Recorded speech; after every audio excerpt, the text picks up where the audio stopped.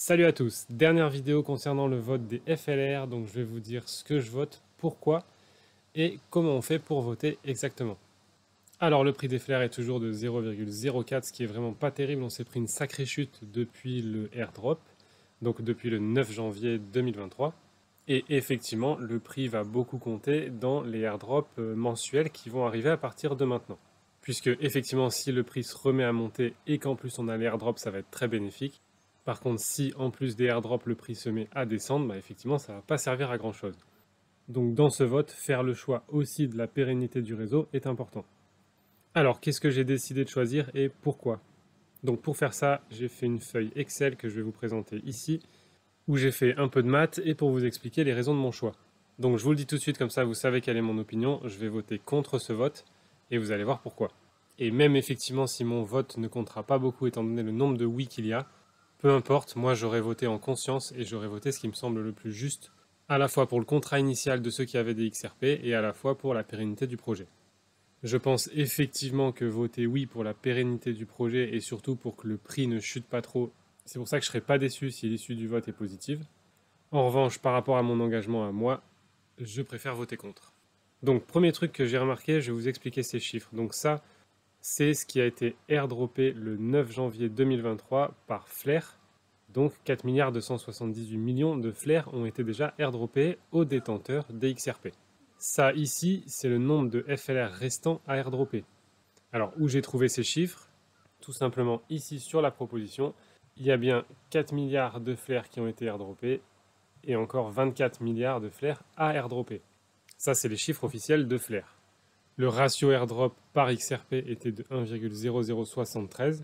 Donc pour trouver le nombre de XRP concernés dans le airdrop, il suffit d'ajouter tout le airdrop FLR et d'y mettre le ratio des XRP et on obtient donc 28 milliards 318 millions de XRP concernés dans ce airdrop. Ça, c'est pour pouvoir chiffrer la proposition initiale, celle du 12 décembre 2020, et de pouvoir la chiffrer pour savoir combien on gagne avec cette première proposition. À comparer, j'ai pris le nombre de WFLR sur le marché pour la proposition FIP01, donc la nouvelle proposition. Et ça, comment je l'ai trouvé? C'est le nombre de FLR actuellement délégués en ce moment. Où je le trouve? Je le trouve donc ici sur le Flair FTSO Monitor. Ici, on a le Total Vote Power, c'est-à-dire le nombre de WFLR qui ont été délégués, donc le nombre de WFLR qui existent. Au minimum, puisque ça ne comprend pas les WFLR qui ne sont pas délégués. Donc ça, c'est le nombre minimum de WFLR qui sera concerné par le airdrop de la deuxième proposition. Ce que j'ai remarqué aussi sur le simulateur fourni par Flair.space, c'est que, à mon sens, on compare des patates et des bananes, et je vais vous expliquer pourquoi. Donc sur le simulateur, j'avais mis 1000 XRP détenus au 12-12, et donc les FLR airdroppés le 9 janvier 2023 étaient de 15%, soit 150. Jusque-là, on est d'accord. Le problème dans leur simulateur, c'est que dans la courbe en rouge ici, donc qui correspond à la proposition initiale, il n'est pas considéré la délégation. C'est seulement une répartition linéaire par rapport au XRP qu'on possédait au 12-12-2020. Dans la courbe verte ici, qui correspond à la deuxième proposition, donc le fameux FIP01, il est considéré que nos WFLR sont délégués, et la courbe verte inclut les rewards en délégation. Et pour moi, ça c'est faussé, puisque je peux tout à fait déléguer aussi mes rewards mensuels sur la courbe rouge avec la première proposition, ce qui me ferait gagner encore davantage de FLR sur le parcours rouge. Voilà pourquoi je suis en train de considérer qu'on compare des patates et des bananes, parce qu'on ne prend pas en compte la délégation dans la courbe rouge et on la prend en compte dans la courbe verte. Alors que dans les deux cas, on peut le faire. Ou ne pas le faire d'ailleurs. Maintenant, regardez ce qui se passe. Ici, j'ai vu qu'il y avait des paramètres. Donc maintenant, regardez ce qui se passe à la courbe verte. Si je mets, alors je mets un truc tout petit parce que je ne peux pas mettre 0. Mais en gros, je considère que j'ai pas délégué, donc il n'y a pas de reward de délégation. Donc les filles de pas de reward, c'est pas de filles, on s'en fout. Et voilà déjà ce que ça donne. Donc on a déjà divisé par 2 le nombre de FLR reçus dans ce cas-là. Et maintenant, on voit que la proposition est maintenant linéaire, puisqu'il n'y a plus de gain de délégation. Avant, la courbe verte était légèrement en exponentielle. Ici, maintenant, elle est linéaire. Donc là, on commence à comparer des patates et des patates. Et maintenant, ce fossé entre vert et rouge est dû à quoi? Est dû au nombre de WFLR par rapport au nombre de FLR en circulation qu'ils ont décidé arbitrairement de mettre à 55%. D'après mes calculs, on serait davantage à 80%. Et là, si je fais ça, c'est plus pareil.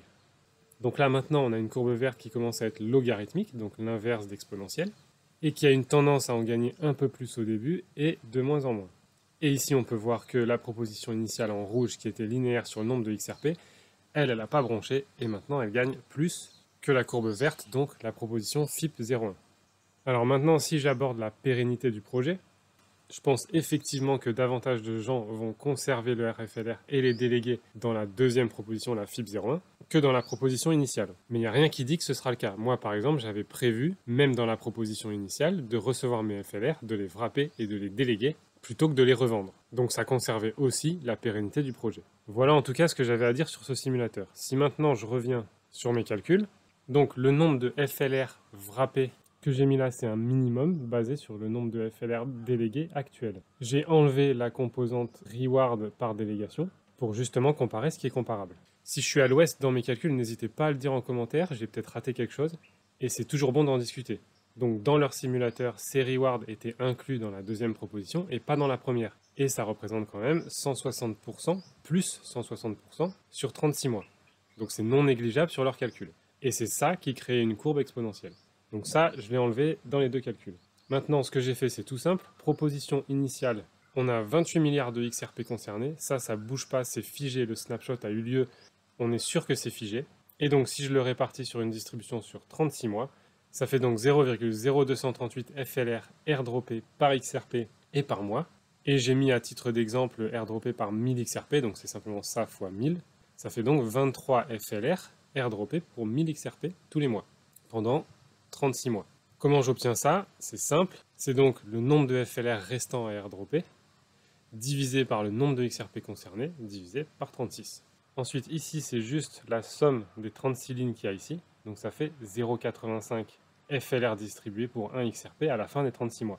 Et on retrouve évidemment les 85%. Donc ça veut dire que pour 1 XRP possédé le 12-12-2020, vous avez donc reçu aujourd'hui 0,15, et sur 36 mois, vous allez recevoir l'équivalent de 0,85. Pour l'instant, on est tout bon. Et donc pour 1000 XRP, c'est tout simplement cette colonne fois 1000, ça fait donc 856 FLR airdroppés pour 1000 XRP. Ça, c'est ce que vous recevez pour sûr dans la proposition numéro 1. Et tout ça, ça vous permet aussi de voir comment je réfléchis pour prendre mes décisions. Donc deuxième proposition, en ayant bien entendu enlevé les rewards des FTSO. Comment j'obtiens ça? C'est tout simple, c'est le nombre de FLR restants, cette fois divisé par le nombre minimum de WFLR qui sera sur le marché.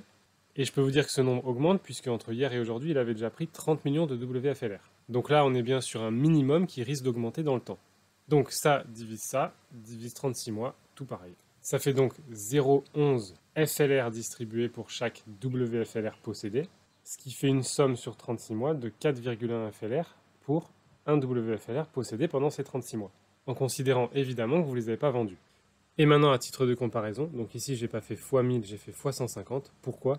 Parce que si vous aviez 1000 XRP à la base, aujourd'hui, étant donné que vous avez été airdroppé de 15%, si je ne considère pas que vous en avez acheté, vous en avez aujourd'hui 150. Donc maintenant, airdroppé pour 150 WFLR, c'est simplement ça x 150 pendant 36 mois. Et la somme de ça, ça fait donc 616 FLR pour 150 WFLR possédés. Donc, proposition initiale, vous avez de sûr 856 FLR pour 1000 XRP possédés, et ça bouge pas.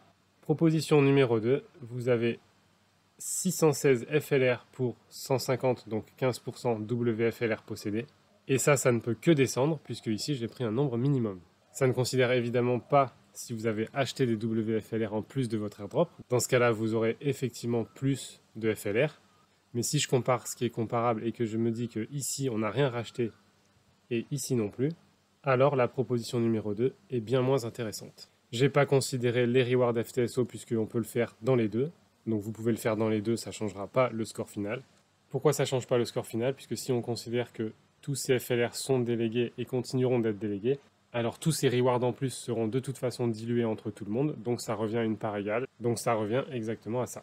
C'est comme si tout le monde augmente son nombre de WFLR proportionnellement, le gain reste le même pour chacun. Maintenant, ce qui peut faire effectivement une différence, c'est si vous achetez des FLR et que vous les wrappez et que vous les déléguez. Dans ce cas-là, on est dans une proposition où vous pouvez augmenter votre sac de WFLR et de FLR, mais en achetant. Donc voilà pourquoi j'ai décidé de voter contre et de rester sur un airdrop sûr, avec les XRP que je possédais au 12-12-2020, comme le contrat initial le disait. Donc voilà, vous avez mon choix et pourquoi, n'hésitez pas à le discuter en commentaire, ça peut toujours être constructif, mais restez constructif s'il vous plaît. J'attaque personne et je dis à personne de voter quoi que ce soit, chacun est libre de décider ce qu'il a envie de voter. J'ai juste pointé du doigt certaines choses qui me semblent pas correctes. Ok, alors maintenant on passe à comment voter. Donc pour voter, vous allez à l'adresse portal.flair.network/voting. Je vous la mets en description de ma vidéo, comme ça c'est plus simple pour cliquer dessus. Vous vous assurez ici d'être sur le réseau Flair et vous connectez votre wallet par exemple Metamask. Voilà, donc moi ici sur Metamask, j'ai pas de WFLR, donc j'ai pas de pouvoir de vote, mais ça vous montre comment on peut voter. Donc ensuite vous cliquez ici sur la proposition. Ici on voit que les votes ont démarré le 21 janvier et s'arrêtent le 28 janvier. Il y a eu 93,7% de votes pour et 6,3% de votes contre. Donc autant dire que mon vote ne va pas changer grand chose, mais au moins je sais ce que j'ai choisi et pourquoi. Voilà, et ici si vous avez des WFLR, c'est tout simple, vous allez cliquer sur ce bouton-là ou ce bouton-là pour voter pour ou contre. Donc voilà comment ça se passe avec Metamask et ou votre Ledger, voire Descent que vous connectez à Metamask. Maintenant, comment ça se passe avec le Bifrost?